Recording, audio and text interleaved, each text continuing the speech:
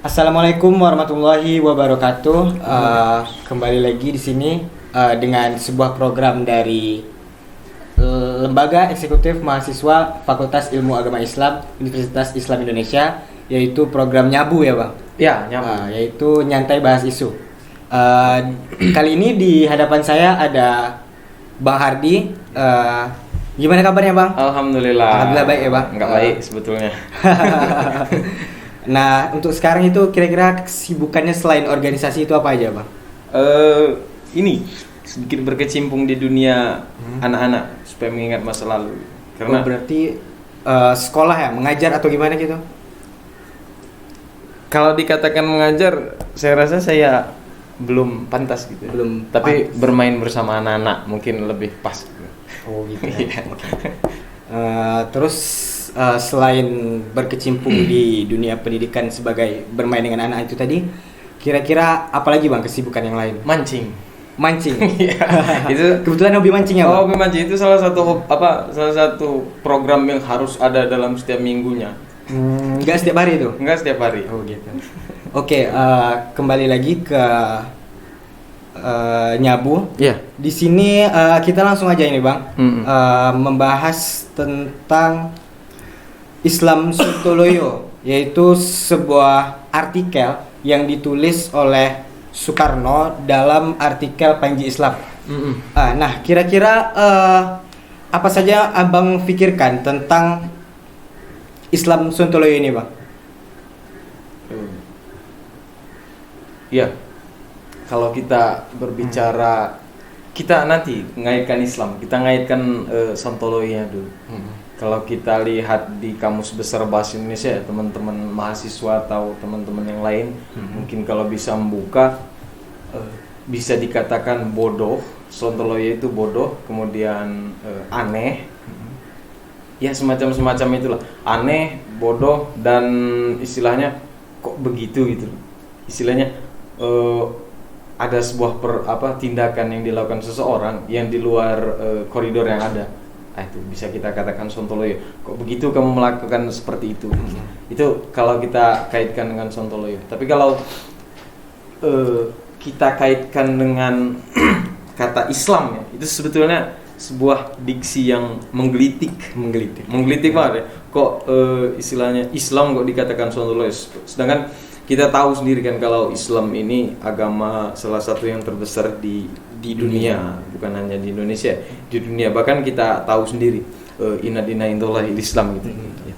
Bahwasanya Islam ini agama yang ada di sisinya Allah gitu. Berarti kan kita penuh dengan keyakinan mengatakan ini mengenyampingkan rasionalisasi orang banyak terhadap Islam gitu. Kalau kita meyakini secara penuh kita sebagai muslim gitu ya, ada bimbingan Al-Qur'annya itu Islam itu adalah agama yang benar. Tapi kok ada diksi yang mengaitkan Islam ini kepada Sontoloyo.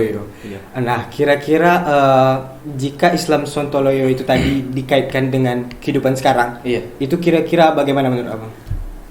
Ya, sebelum kita ngaitkan kehidupan sekarang, kita kembali lagi dulu ya ke zamannya Soekarno ini melontarkan kata yang sangat menggelitik di tahun 1940 kalau tidak salah saya, mungkin nanti kalau ada referensi bisa ditambahkan. Islam Sontoloyo, kalau dulu ya di masanya Soekarno, pada saat itu beliau membaca sebuah artikel gitu, membaca sebuah surat kabar. Surat kabarnya itu sebentar supaya tidak salah, kita lihat aja. Surat kabar yang diterima Soekarno dulu itu adalah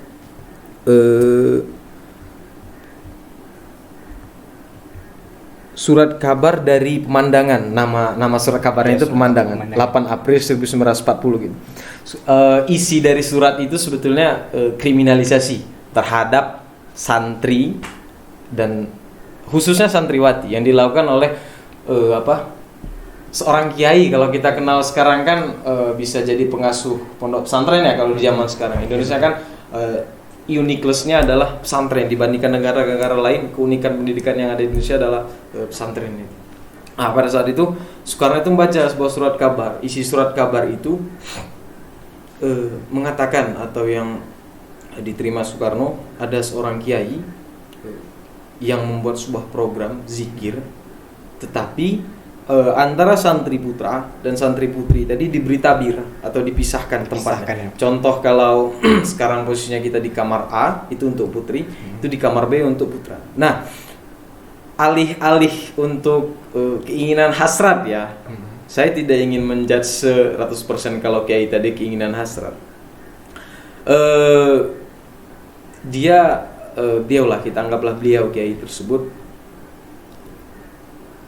semacam melakukan tindakan kriminal terhadap santriwatinya seperti itu ya Pak? Iya, jadi kalau tadi programnya kan dari maghrib sampai subuh gitu. Ya benar. Dari maghrib sampai subuh dengan tujuan kiai tadi supaya kita zikir, dosa-dosa kita dihapuskan semua. Tapi alih-alih rupanya yang dianggap Soekarno ini, kiai tersebut ingin supaya mengajari santriwati tersebut tanpa adanya santri putra. Oh gitu. Seperti itu ya. Nah, ketika itu kiai tersebut diterima dalam surat kabar tersebut ada ini ya agak kalimat apa diksi yang sedikit menyeleneh gitu, mencabuli gitu lah Mencabuli, ya, mencabuli pada saat itu. Nah, dengan dalih seperti ini. Beliau kiai tersebut, kalau dulu kan zaman dulu kan ada kitab-kitab fikih kontemporer ya, kitab-kitab fikih yang digunakan oleh kiai-kiai dulu. Ini saya tidak menyalahkan kiai-kiai ya, tapi saya rasa kiai itu tersebut marwahnya luar biasa bagus gitu. Tapi yang saya ingin angkat di sini adalah kiai yang ada di dalam surat kabar tersebut dan kiai yang serupa dengan surat kabar tersebut. Seperti itu. Nah, kembali lagi tadi ke Islam Sontoloyo tadi, dia seorang kiai tersebut, beliau menggunakan dalih fikih bahwasanya seorang wanita itu kan bisa kita gauli setelah menikah gitu ya, setelah adanya sebuah akad, sebuah pernikahan. Nah, kiai tersebut menjadikan fikih itu kan termasuk salah satu sub dalam Islam gitu, salah satu pembahasan dari Islam, menjadikan fikih tersebut sebagai istilah kasarnya tabir, sebagai cover, sebagai sampul depan untuk melancarkan untuk istilahnya melancarkan keinginannya pribadi, untuk kepentingan pribadi, untuk kepentingan pribadi. Jadi ya adakannya lah sebuah akad yang ada di antara santri tersebut, sehingga terjadilah di situ perusakan kehormatan terhadap santri-santri perempuan. Gitu.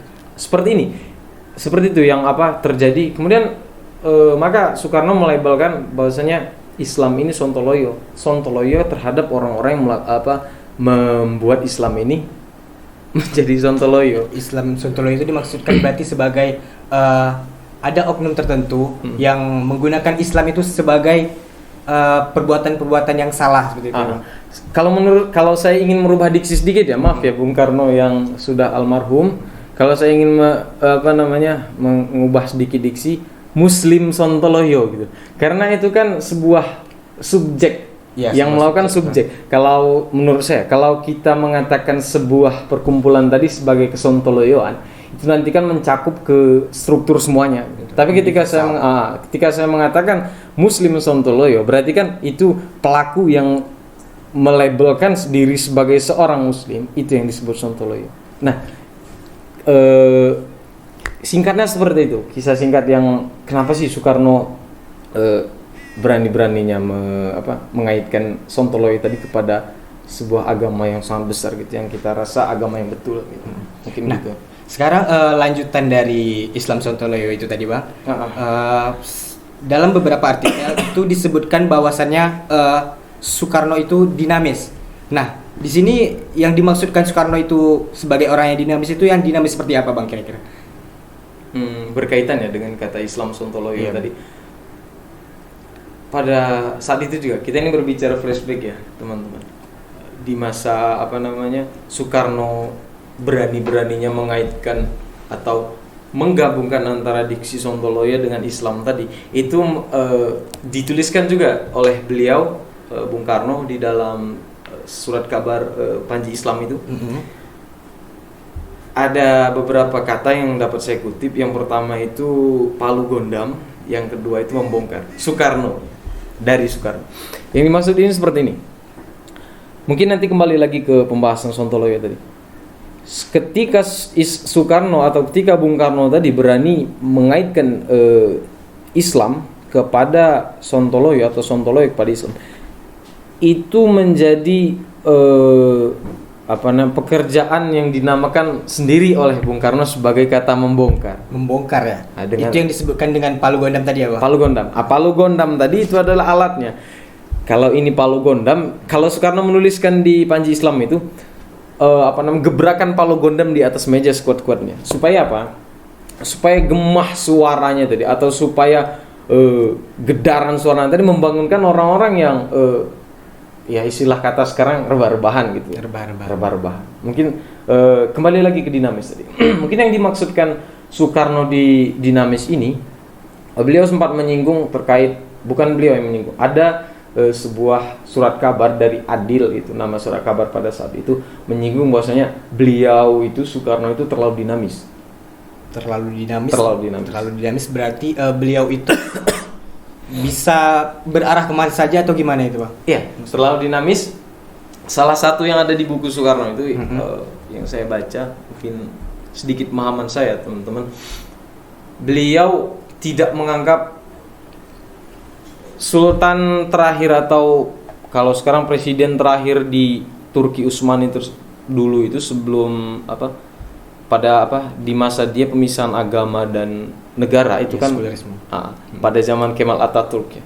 Pada saat itu kan orang-orang Islam pada saat itu menganggap bahwasanya salah betul apa yang dilakukan Kemal Atatürk. Iya benar, sampai sekarang pun masih banyak gitu, Bang, yang mengatakan bahwa Kemal Atatürk itu memiliki banyak kesalahan dalam membangun negara Turki. Iya. Tapi berbeda dengan Soekarno. Ini sifat dinamis yang dimiliki Soekarno. Soekarno tidak mentah-mentah mengatakan bahwasanya apa yang dilakukan Kemal Atatürk itu salah gitu kan. Karena apa? Kita tidak tahu betul, keluar dari konteks apa yang dipikirkan oleh Soekarno, kita kembali ke konteks pikiran kita sendiri. Kalau kita tidak tahu betul seseorang yang melakukan sesuatu, psikolog sekaligus pun ketika membaca arah perlakuan seseorang itu dia hanya sekedar memprediksi. Bukan 100% dia mengetahui seperti halnya Tuhan. Itu. Jadi Soekarno tidak langsung menjudge, tapi beliau menerima apa yang dilakukan Kemal Atatürk tersebut. Maka itu. Kalau kita ini air ya. Air kalau kita tumpahkan dia mengalir. Itu yang dinamakan dinamis tadi. Ketika ada sebuah isu yang terjadi, kita tidak semerta-merta mengkaji dengan diri kita sendiri, kemudian kita melontarkan pemahaman kita sendiri secara stagnan, secara kalau Soekarno bilang secara tabir tertutup. Karena ketika kita menutup sebuah pintu, makhluk-makhluk atau benda hidup itu tidak bisa masuk kecuali pintunya dibuka. Istilahnya seperti itu. Jadi ketika kita bersikap dinamis, pintu kita buka, pemikiran apapun itu silahkan dimasukkan ke dalam saya punya pikiran. Maka di meja Soekarno pada masa itu, ketika beliau melontarkan masalah tabir ini antara wanita dan lelaki, banyak kontroversi yang terjadi. Ada yang setuju, ada yang tidak setuju. Sehingga pada saat itu para pemikir-pemikir pada saat itu, baik yang setuju atau tidak setuju, menuliskan surat. Sehingga surat yang ditujukan surat itu private ya, yang ditujukan kepada Soekarno, sehingga menumpuklah pada saat itu tulisan-tulisan di meja Soekarno. Tapi itu menurut Soekarno adalah sebuah kebanggaan untuk dia, karena dia kembali lagi ke Palu Gondam, karena dia berhasil menggebrakan Palu Gondam tadi di halayak publik untuk, kalau istilah Soekarno, mengawak-awakan publik, supaya publik tadi bangun. Mungkin itu seperti itu dinamis. Sekarang masih di Soekarno dinamis tadi. Iya. Kira-kira korelasi dengan kehidupan sekarang itu apa, Bang? Kira-kira dinamis ya. Terkaitannya dengan kehidupan sekarang. Ini yang sebetulnya permasalahan ini permasalahan yang diobrolkan berulang-ulang kalinya, bahkan beribu-ribu kalinya dipermasalahkan, sehingga fokus kita harusnya ke depan malah terpecah karena hal ini. Sebetulnya gini, kita kembali lagi ke kalau Soekarno tadi dinamis tadi, jadilah zaman sekarang ya. Nanti kita kaitkan dengan teman-teman mahasiswa. Zaman sekarang itu dinamis. Ada sebuah isu, contohnya sebuah isu terkait aliran bisa kita katakan aliran Islam baru gitu. Aliran Islam baru. Datanglah pemahaman aliran tersebut. Kita menerima gitu. Ini mungkin yang dimaksud dinamis tadi seperti ini. Kalau menurut saya di konteks sekarang, kan banyak itu pemikiran-pemikiran baru sekarang itu. Iya, banyak Pemikiran-pemikiran baru, banyak tesa-tesa baru sekarang. Ketika kita atau ketika akal pikiran kita menerima sebuah informasi baru tersebut, jangan semerta-merta kita menggunakan helm, kalau istilahnya menggunakan helm supaya angin tadi tidak menusuk mata kita. Berarti tidak hanya menerima mentah-mentah ya, Bang? Itu. Kalau kita menggunakan helm saat berkendara, itu angin kan tadi kacanya ditutup ya. Angin tadi untuk menusuk mata tidak bisa gitu. Mungkin hanya celah-celah sedikit. Nah, beda hal ketika kita membuka helm, ketika kita membuka tabir pikiran, tabir akal kita, pikiran-pikiran orang-orang yang baru tadi masuk ke dalam pikiran kita, sehingga apa yang kita terima itu bisa kita pikirkan terlebih dahulu, bisa kita diskusikan antar otak kita sendiri terlebih dahulu, sehingga menemukan sebuah pemikiran baru, barulah nanti kita diskusikan dengan orang yang menurut kita sesuai gitu. Jadi itu yang dimaksudkan dinamis tadi. Jangan kau jadi manusia stagnan gitu. Jangan kau jadi manusia yang menolak mentah-mentah apa yang terjadi di sekeliling kita. Kita mengetahui ya kalau dunia ini sifatnya, atau ilmu tadi sifatnya, kecuali ilmu Al-Quran ya, ilmu tadi sifatnya selalu berubah-ubah. Sekarang kau boleh katakan si A ini, ilmu A ini benar, nggak tahu 2 tahun ke depan setelah adanya penemuan baru dan pengujian baru terhadap ilmu A ini itu bisa benar. Gitu. Jadi ketika kita banyak orang-orang kuno ya, saya katakan orang-orang kuno, banyak orang-orang kuno ketika menerima sebuah ilmu, ketika menerima sebuah pemahaman baru, di situ diam dia. Ketika menerima pemahaman baru lagi, oh ini nggak sesuai dengan ajaran saya, ini nggak mau saya. Contoh lah yang saya ucapkan tadi, permasalahan yang berulang-ulang beribu-ribu kali tadi. Contoh pemahaman wudu, pemahaman sholat, pemahaman pembacaan basmalah dalam sholat. Secara fikih lah itu ya. Kalau secara fikih kan banyak tuh orang-orang yang baru belajar. Ketika dia belajar, contohnya dalam pembelajaran dia, basmalah itu dalam Al-Fatihah termasuk dalam surat. Jadi harus dibaca. Tapi ketika dia mendapati seseorang yang tidak membaca Al-Fatihah, dia katakan sholatnya itu tidak sah. Itu yang dimaksud stagnan. Itu kebalikannya dari dinamis. Berbeda dengan dinamis, kita terima, kita lihat dulu, kemudian kita kaji alasan kenapa dia nggak menggunakan basmalah dan lain sebagainya. Itu seperti itu. Makanya jangan menggunakan tabir helm untuk menutup akal, untuk menutupi informasi tertentu ya, Bang. Itu dia. Oke. Baiklah, mungkin sekian yang dapat kami sampaikan dari programnya Bu ini. Apabila kami berdua memiliki kesalahan, mohon dimaklumi. Wabillahi taufiq wal hidayah. Wassalamualaikum warahmatullahi wabarakatuh. Waalaikumsalam.